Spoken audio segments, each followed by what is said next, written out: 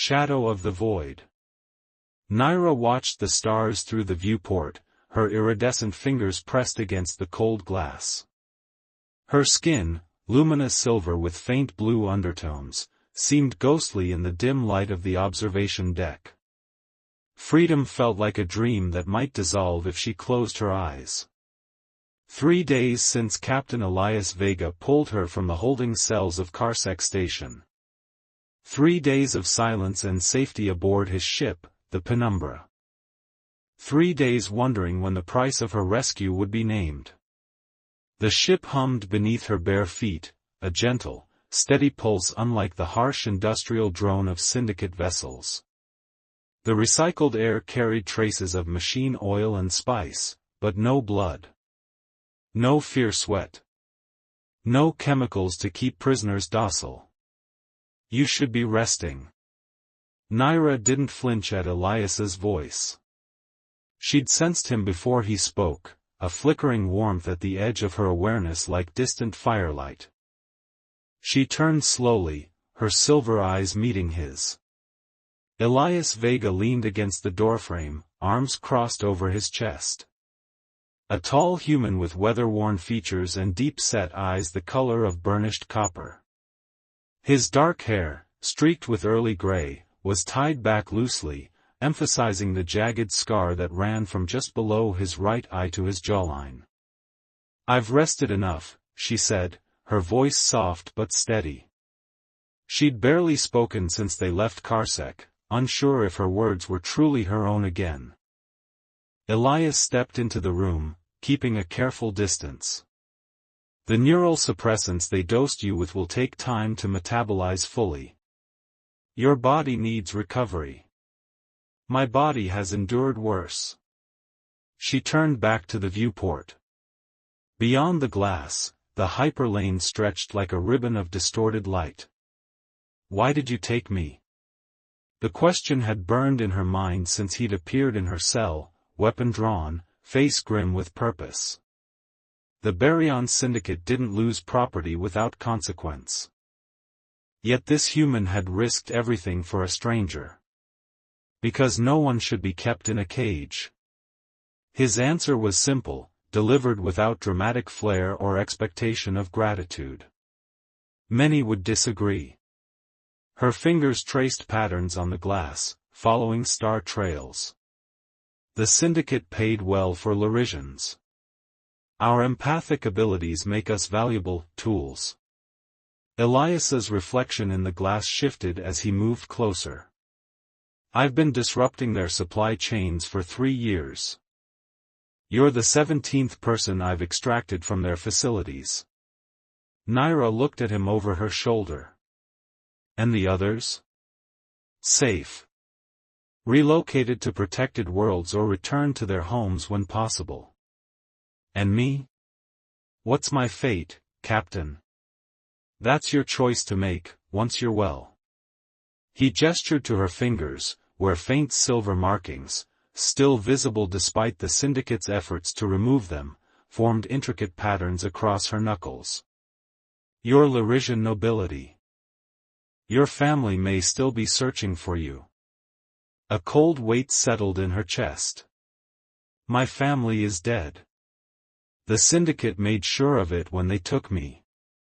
Elias nodded once, his expression unreadable. "Then you decide where we go next. But for now, you need food and rest." "And what payment will you eventually require?" she asked, the words like shards in her mouth. Something flickered across his face, not anger, but a deep, private pain. "None. Not everyone has an agenda, Naira." "Everyone has an agenda," she said softly. "Even the kind ones." Elias didn't argue. Instead, he turned toward the corridor. "The galley is stocked. Help yourself to whatever you need. We'll reach the Meridian outpost in 2 days. You can decide there if you want to continue onward with me or make your own way." He left as quietly as he'd arrived, footsteps fading into the ship's ambient hum. Naira remained at the viewport, studying the void beyond as if it might offer answers to questions she wasn't ready to ask. The nightmare came as it always did, silent and sudden like a blade between ribs. Naira jolted awake, her body rigid, sweat cooling on her silver skin. The small cabin spun briefly before settling into focus, metal walls, single cot, sealed door. Not a cell. Not Karsek. She was on the penumbra. Safe. The word felt hollow, foreign, a concept that belonged to someone else's life. She swung her legs over the edge of the cot, the metal floor cool against her feet. Her breath came in measured pulls, a discipline learned during years of captivity. Panic was a luxury the enslaved couldn't afford. The console beside her bed displayed ship's time, 3:47. Too early, but sleep had abandoned her. Naira moved to the small washroom, splashing water on her face. The mirror revealed a stranger, high cheekbones, angular features, eyes large and silver with vertical pupils currently dilated in the dim light. Her blue-black hair had started growing out from the severe cut the syndicate maintained, now forming a soft shadow around her face. She looked almost like herself again. Almost. The tremor began in her fingertips, spreading up her arms, a side effect of withdrawal from the control drugs they'd kept her on. She gripped the edge of the sink until it passed, then dressed in the simple clothes Elias had provided, loose gray pants and a long-sleeved tunic that covered most of her markings. The corridor outside her quarters was dim, illuminated only by strip lighting along the floor. The penumbra was an older model Halcyon-class courier, modified heavily for deep space runs. The ship's layout was utilitarian, lacking the brutal efficiency of syndicate vessels but possessing a certain lived-in comfort. Naira moved silently toward the galley, but stopped when she heard voices from the bridge, Elias and someone else. She approached carefully, keeping to the shadows by habit. "Can't keep doing this alone, Eli." A woman's voice, stern but concerned, emanating from the comm system. "I'm not discussing this again, Tess." Elias sounded tired. The coalition turned a blind eye to the trafficking. Someone has to act. And that someone is always you? A sigh crackled through the speakers. How many ghosts are you trying to appease? As many as it takes. His voice had hardened. Did you get the information I asked for? A pause. Yes. The shipment records point to a major hub near the Caspian Drift. But Eli, the syndicate has increased security after your raid on Karsek. They know someone's interfering. Good. They should be afraid. You should be afraid, the woman, Tess, countered. What about the Larisian you rescued? How is she? Naira stiffened. Recovering. Physically at least. The rest will take time. And you're just going to drop her at Meridian with the others? Elias didn't answer immediately. That's her choice. Just be careful. Larisians are empaths, and you're broadcasting enough guilt and grief to power a cruiser. Naira drew back slightly.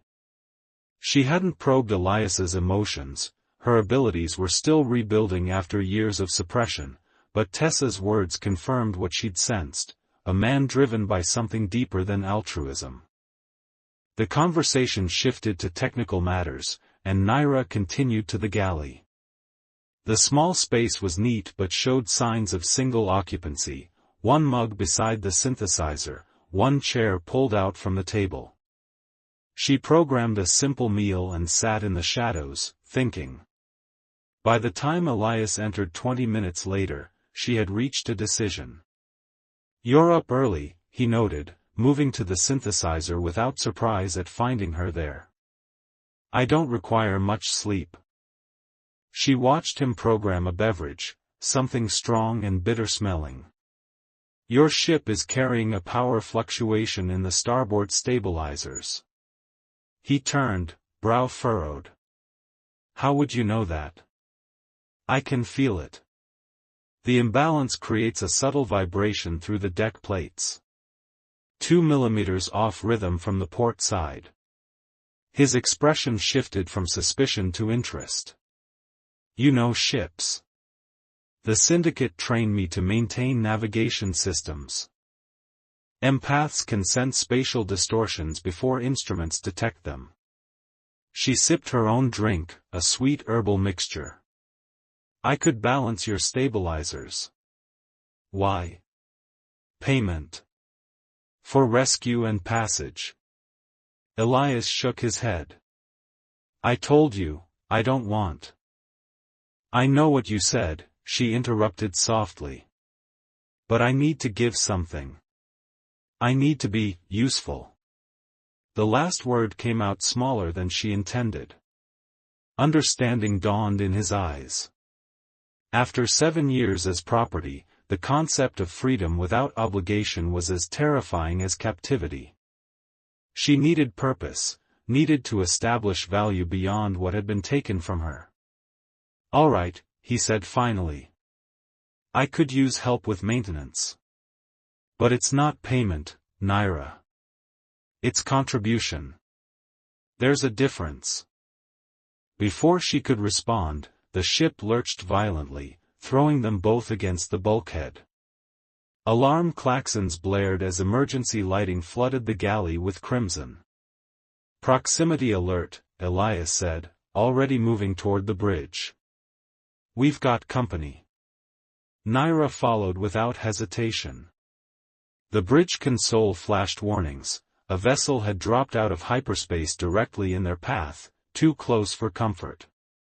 Syndicate interceptor, she said, recognizing the configuration on the scanner. Hunter class. They're using targeted pulse disruptors. Elias glanced at her. How do you know their loadout? I spent 2 years cataloging their fleet upgrades. Her fingers moved to the tactical display. They're positioning for a boarding lock. Standard capture protocol.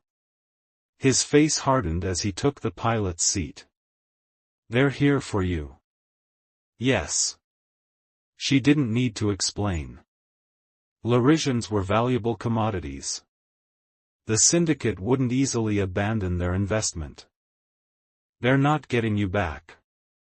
Elias's hands flew across the controls, the ship banking hard away from the interceptor. I need to reach the defense grid, but the stabilizers are failing. Let me help. Naira slid into the co-pilot's seat without waiting for permission. Her silver fingers connected with the interface, and she closed her eyes. For 7 years, the syndicate had used drugs to dull her abilities, allowing only enough sensitivity for her to function as a navigation tool. Now, with the suppressants fading, her empathic senses extended beyond emotions, connecting with the ship itself. She felt the penumbra as a living entity, its systems, its rhythms, its imbalances. The stabilizers weren't just misaligned, they'd been tampered with. A sabotage algorithm buried deep in the code. We have a much bigger problem, she said, eyes snapping open. Someone's compromised your systems. The stabilizers are just the beginning. Elias cursed as the ship shuddered again, another system failing. Can you fix it? Yes, but I need direct access to the core. She hesitated. I'll have to use my abilities at full capacity. Do it. The lack of hesitation surprised her. Most humans feared uninhibited Larisian empaths, feared what they might see, what they might find buried beneath conscious thought. Naira pressed her palm to the central interface, letting her mental barriers dissolve completely for the first time in years. The rush was overwhelming, the ship's systems unfolding before her internal vision like a three-dimensional schematic, each line of code illuminated. There, the virus spreading through the system, elegant and deadly. And beyond that, the syndicate vessel closing in, its crew minds burning with focused intent. She could feel them, the hunters, the mercenaries, and one mind colder than the rest. A handler. Her handler. Fear threatened to break her concentration, but she pushed through it, isolating the virus and creating a quarantine protocol. The ship's systems responded to her as if they were extensions of her own body. "I need you to execute a hard burn on my mark," she said, voice distant. 3, 2, 1. As Elias engaged the thrusters, Naira purged the virus and rerouted power through secondary systems. The penumbra surged forward, breaking free of the interceptor's targeting lock. The sudden acceleration threw her back in her seat, but her connection held.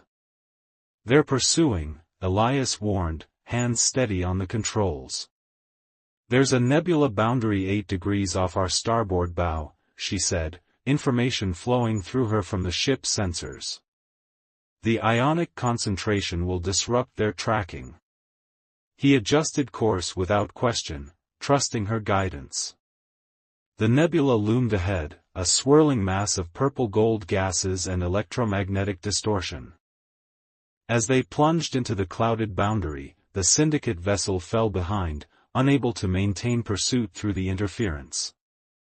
Naira finally disconnected from the interface, her entire body trembling with exhaustion.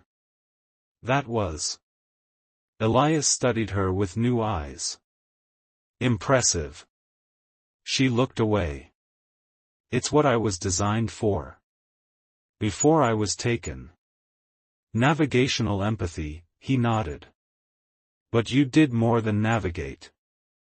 You rewrote the system protocols in real time." Her silver eyes met his. "The syndicate doesn't know the full extent of my abilities. I made sure of that." Understanding passed between them, unspoken but clear. She had hidden her true self, kept something precious from her captors despite everything they had done. "Will they keep following us?" he asked, checking the scanners. "Yes." She didn't elaborate. She didn't need to.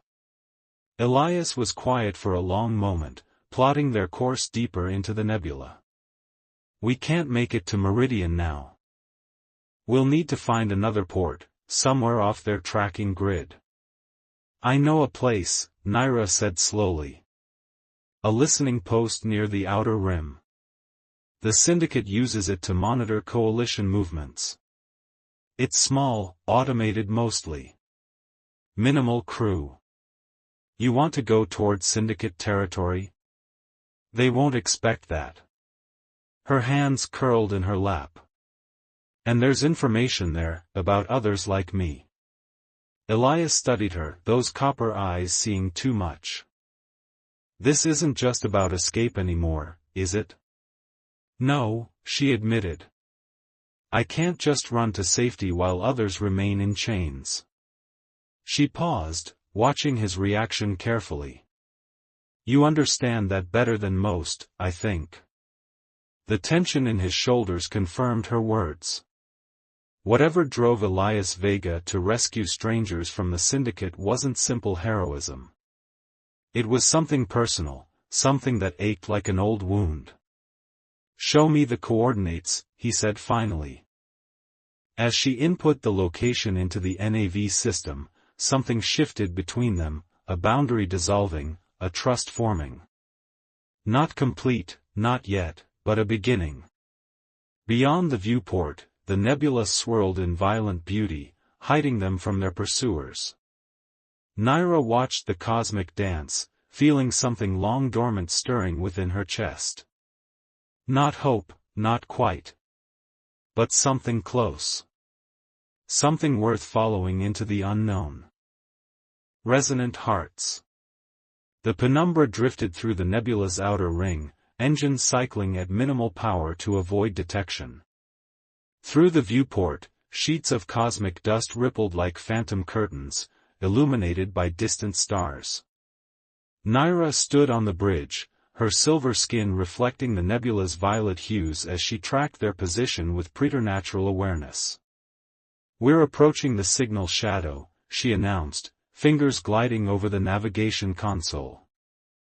"Outpost Krell 9 should be 18 degrees off our ventral axis."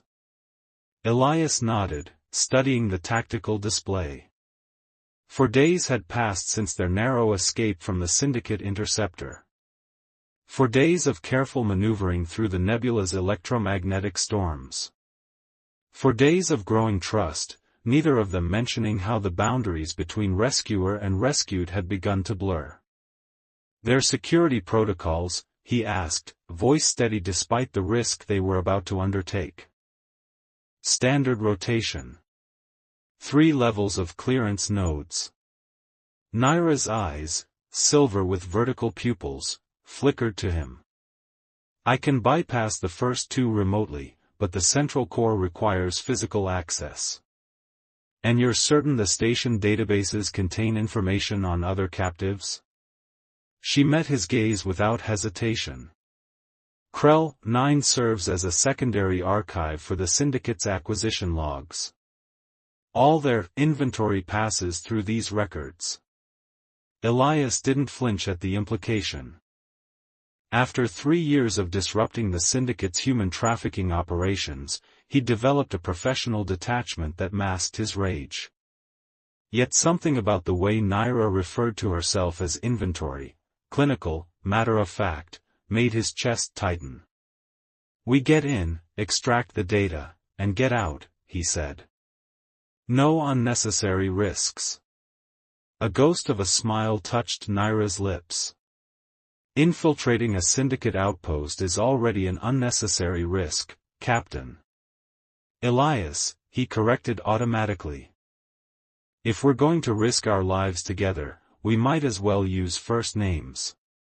Something shifted in her expression, subtle, but he'd begun to read her micro-expressions over their days together. Surprise, perhaps. Or recognition of something offered beyond mere cooperation. "Elias," she repeated, testing the name. Her accent gave it a melodic quality, the syllables flowing like water over stone. He turned back to the console, uncomfortable with how much he enjoyed hearing his name in her voice. "I'll prep the shuttle. Be ready in 20. The maintenance bay was cold, the environmental systems powered down to minimal levels to reduce their signature. Naira sat cross-legged on a cargo crate, eyes closed, breathing deeply as she prepared her mind for what lay ahead.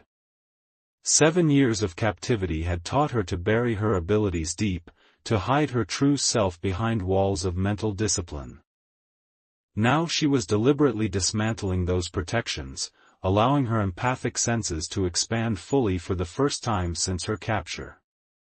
The sensation was both exhilarating and terrifying, like stretching limbs that had been bound for too long. She felt the penumbra's systems humming around her, sensed the nebula's electromagnetic currents beyond the hull, and, most prominently, perceived Elias's presence as he entered the bay, a complex tapestry of determination, concern, and something darker underneath. She opened her eyes as he approached, dressed in tactical gear, a pulse rifle slung over his shoulder. He'd exchanged his usual worn jacket for a reinforced combat suit, the material dark and non-reflective. The outfit emphasized the breadth of his shoulders and the lean strength of his frame.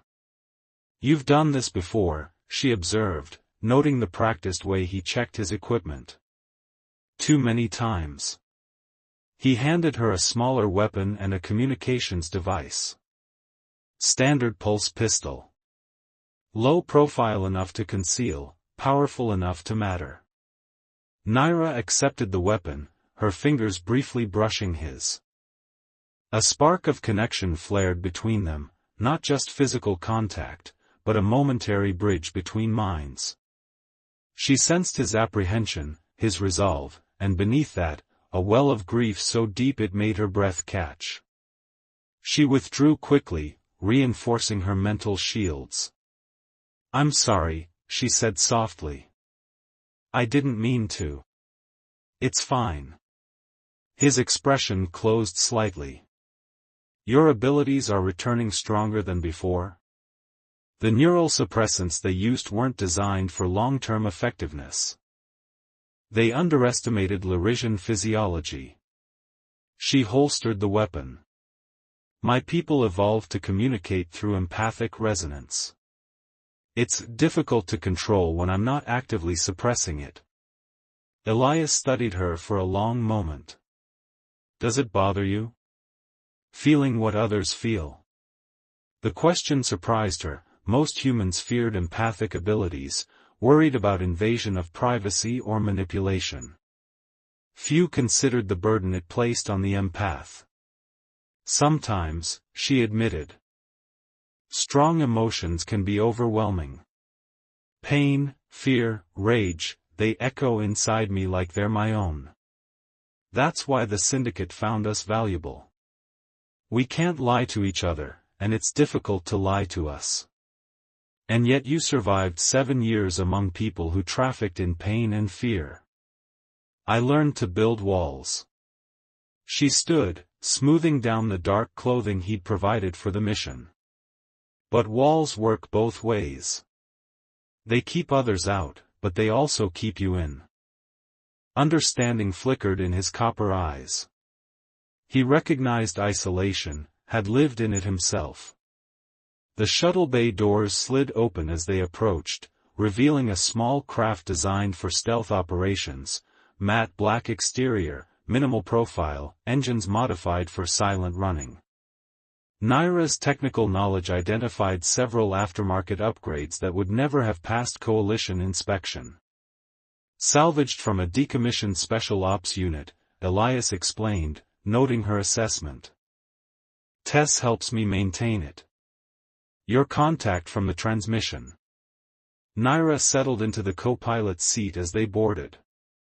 She cares for you. Elias didn't respond immediately, running through pre-flight checks with practiced efficiency. Tess was my commander during the border conflicts. She still thinks she needs to keep me alive. She's not wrong. Naira's fingers moved across the control surface, syncing with the shuttle systems. Your guilt drives you to take unconscionable risks. His hands stilled on the controls. That sounds like more than casual observation. It doesn't take empathic abilities to recognize self-destruction, Elias. She met his gaze directly. I've spent years cataloging the many ways people try to atone for things they couldn't prevent. He held her gaze for a long moment before returning to the launch sequence. Let's focus on the mission. The shuttle detached from the penumbra with barely a tremor, gliding silently into the nebula's embrace. Naira extended her senses, feeling the electromagnetic currents that would mask their approach to the Syndicate outpost. Her consciousness merged partially with the shuttle systems, guiding it through invisible paths of least resistance. You're navigating instinctively, Elias observed after several minutes of silence.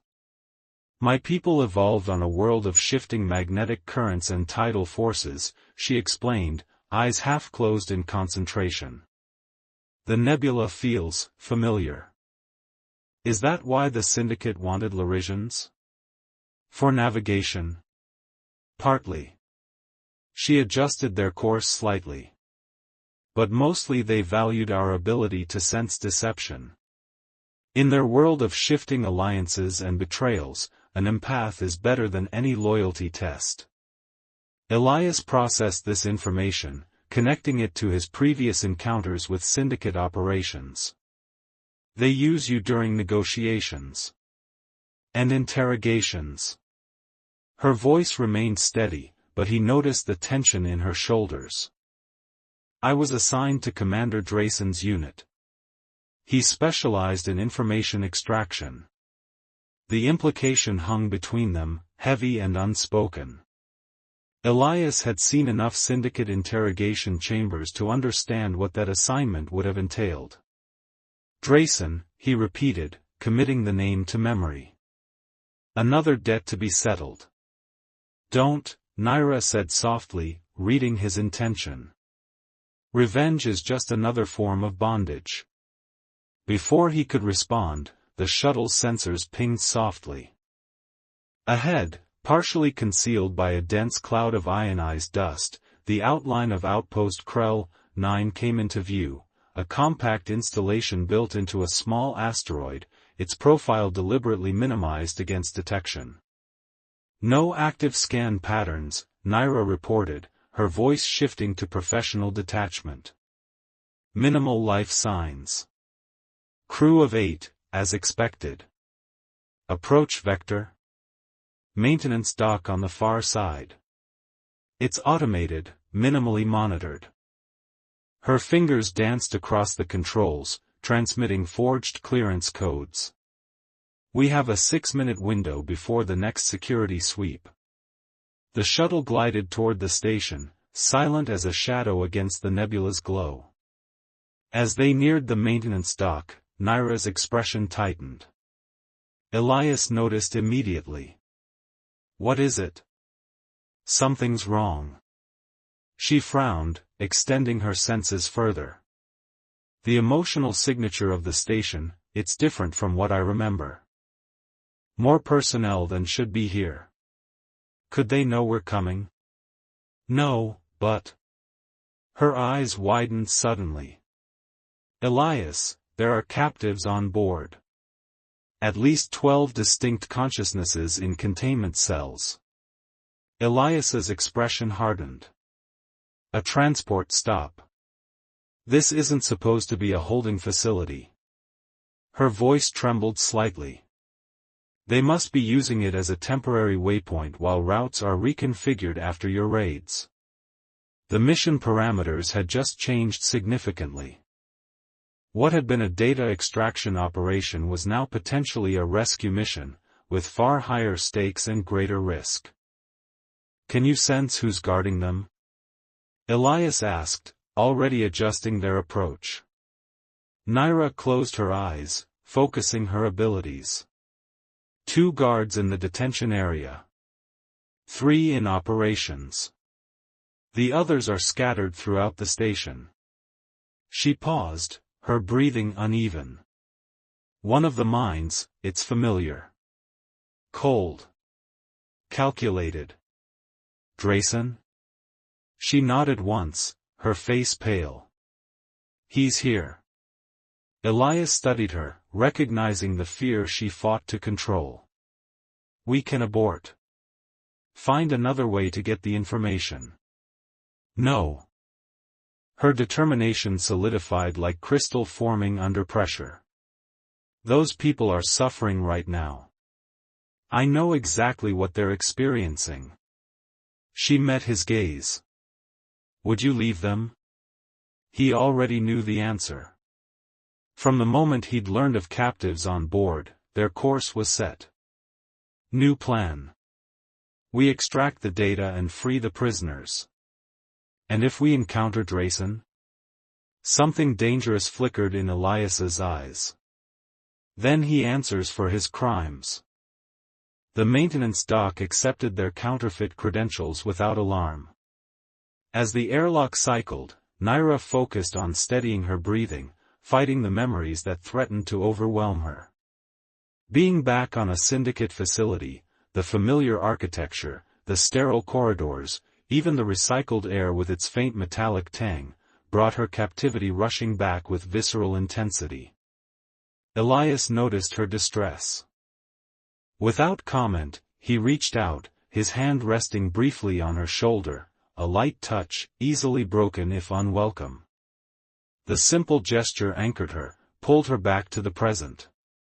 I'm all right, she whispered. Just echoes. He nodded once, understanding. Stay close. Follow my lead. They moved through the maintenance corridors with practiced stealth, Elias from years of covert operations, Naira from years of learning to move unnoticed by her captors. She guided them through the station's layout, her memory of syndicate designs proving accurate. 3 levels down, they reached a junction that would lead them to both the data core and the detention area. Data first, Elias decided. We'll need the access codes for the cells. The server room was locked but unguarded. Naira placed her palm against the security panel, closing her eyes as she interfaced with the system. Unlike most humans, Lyrisians could perceive electronic signals as patterns, a neurological quirk that had made them invaluable to both explorers and exploiters. The door slid open silently.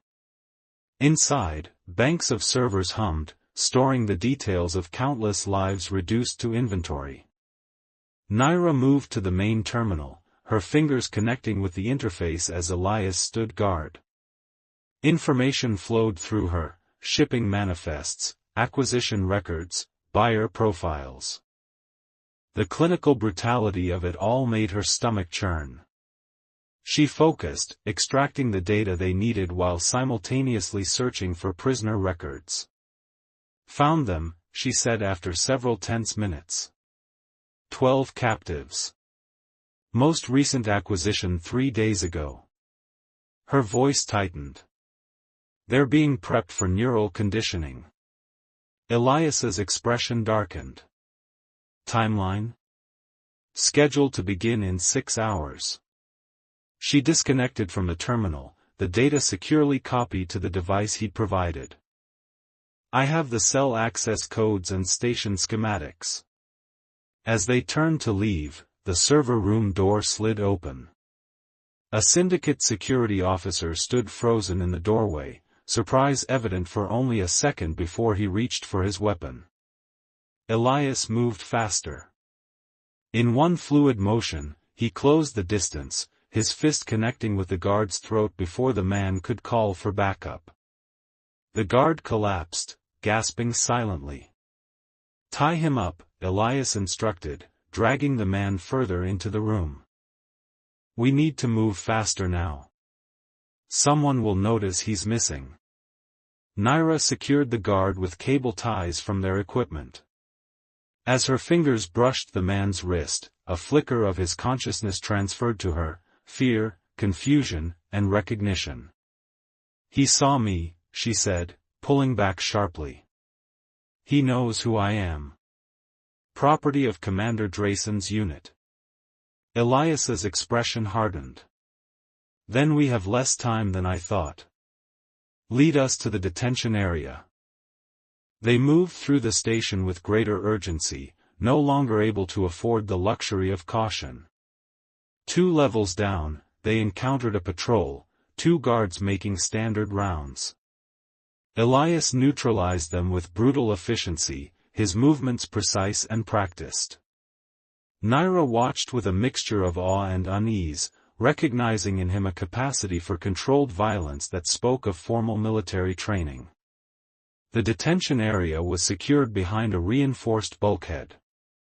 Naira interfaced with the access panel, transferring the codes she'd extracted.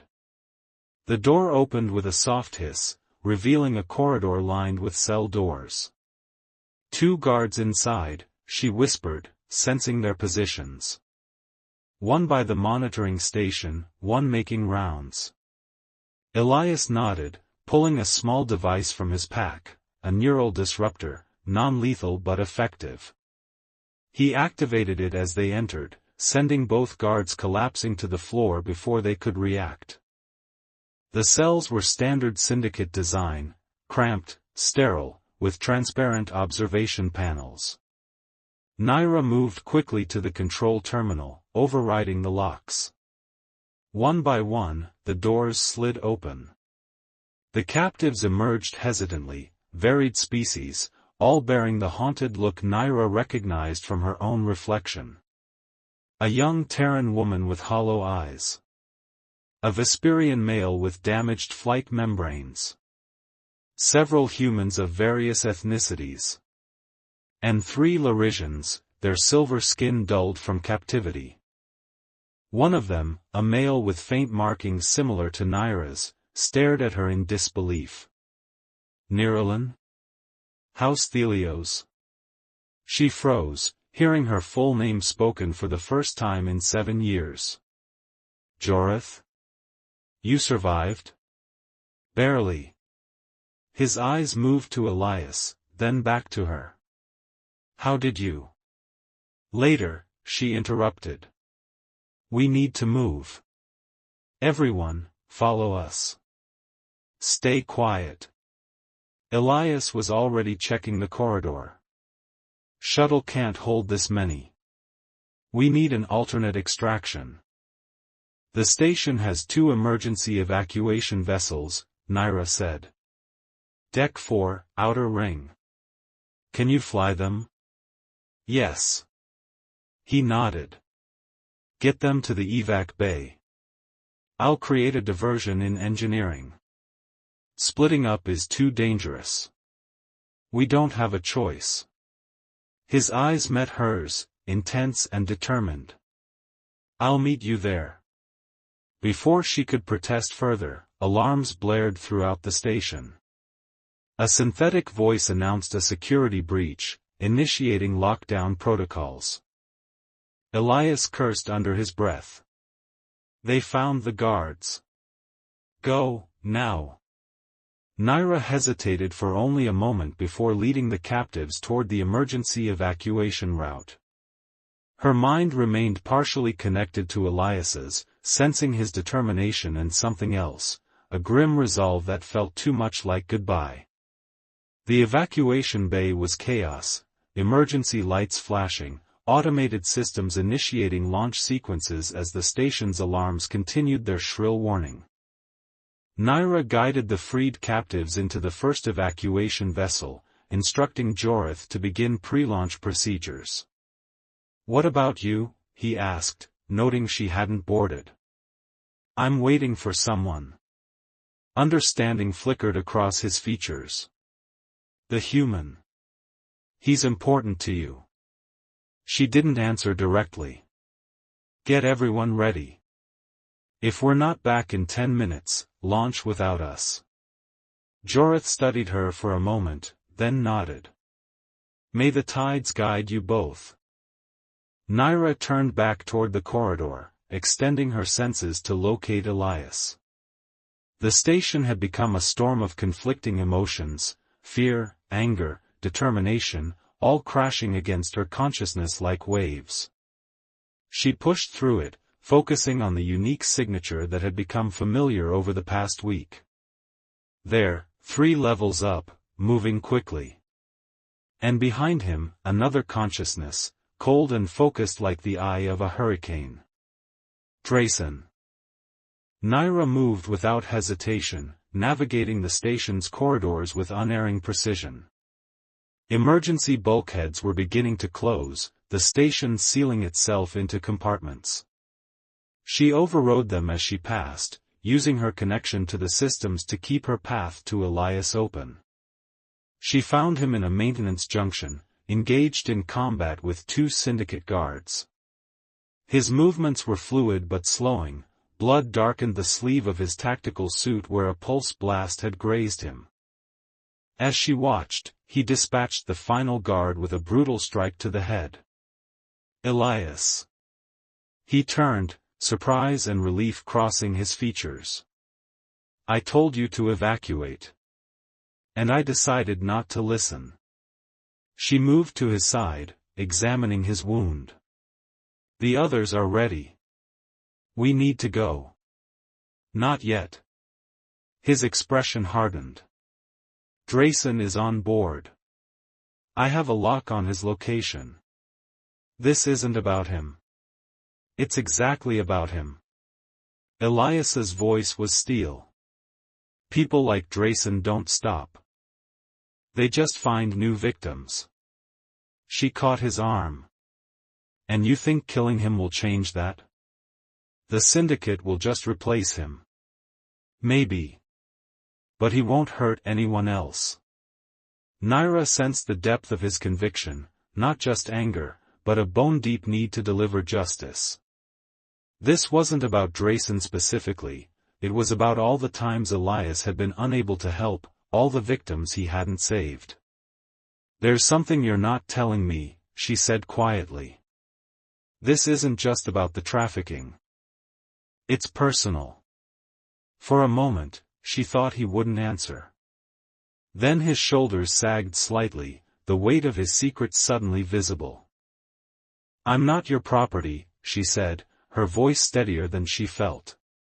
Not anymore. Everything on this station belongs to me, Drayson replied, unperturbed. Including you both, now.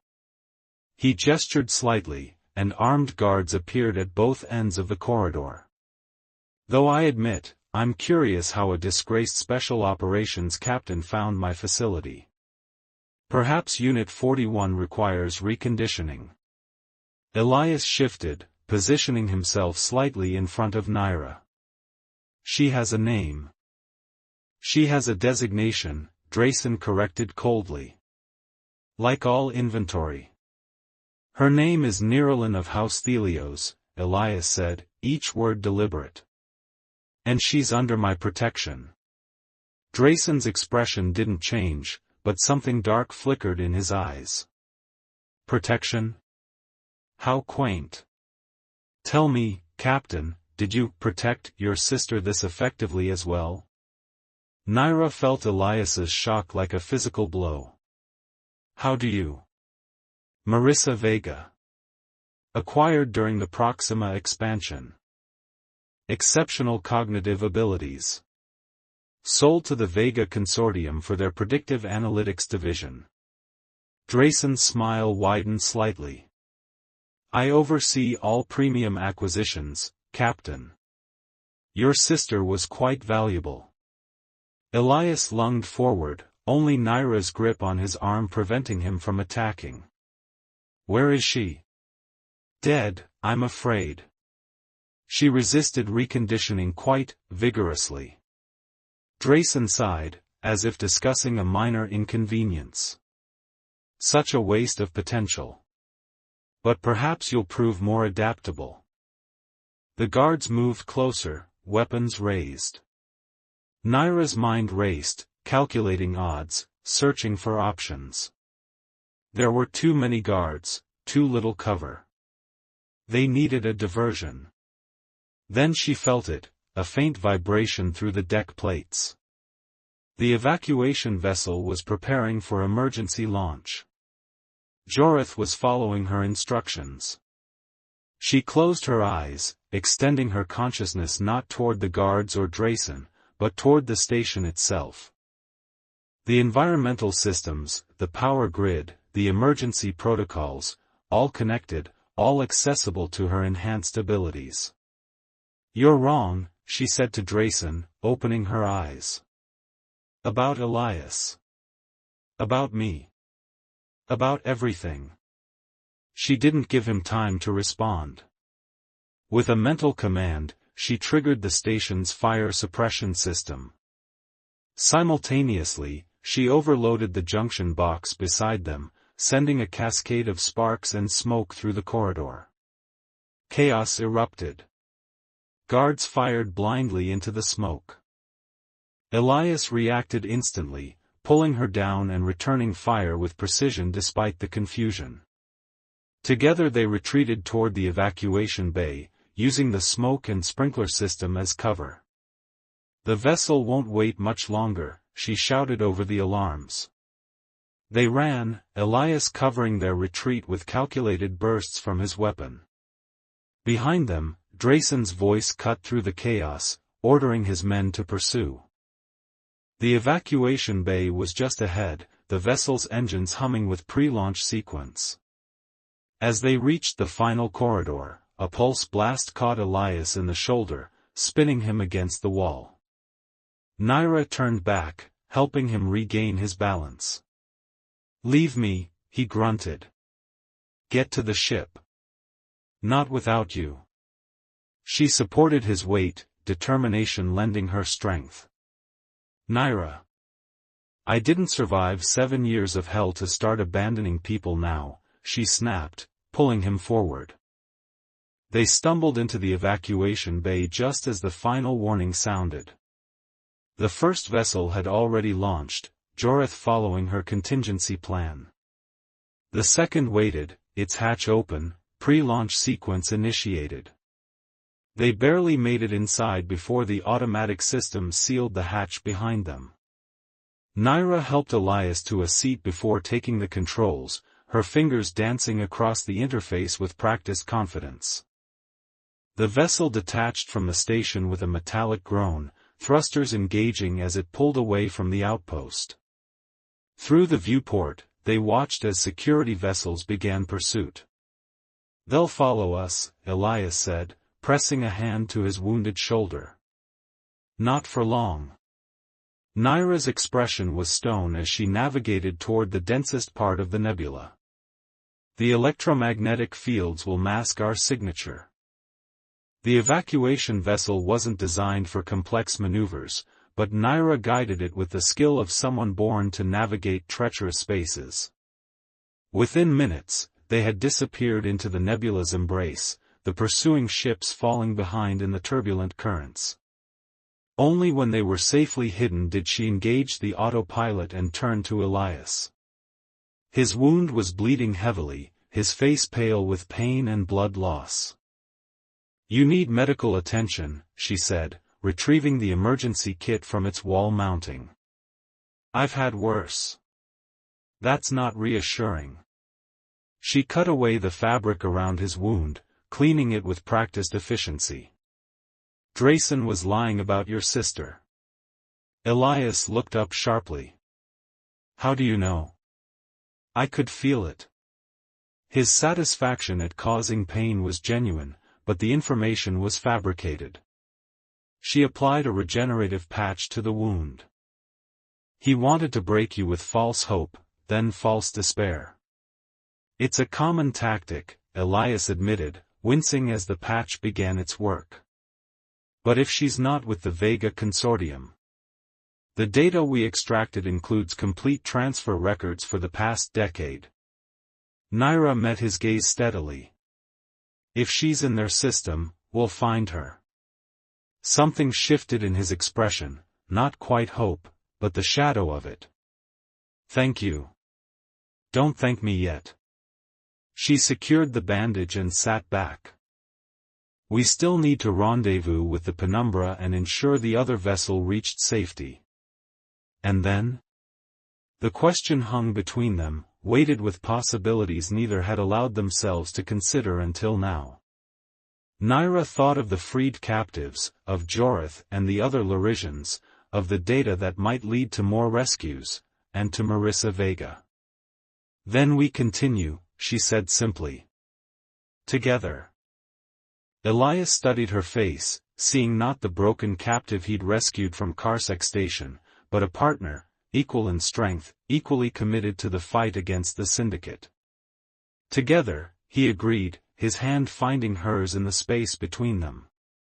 Outside the viewport, the nebula swirled in violent beauty, particles of dust and gas dancing in electromagnetic currents, forming patterns that would never repeat. Much like the two souls watching them, connected now by something stronger than circumstance, more enduring than gratitude. Not love, not yet. But something with the potential to grow into it. Something worth protecting. Worth fighting for. As the small vessel navigated through the cosmic storm, Naira felt something she hadn't experienced in 7 years, not just freedom from captivity, but freedom to choose her path forward. To become not what the Syndicate had tried to make her, but what she chose to be. And for now, she chose to be here, beside the man who had saved her life without asking for anything in return. The man who, perhaps, she could help save in turn. Beyond the nebula, stars awaited, countless worlds with their own dangers and wonders. But for the first time since she'd been taken from her homeworld, Naira looked toward that vast expanse not with fear, but with anticipation. Whatever came next, they would face it together.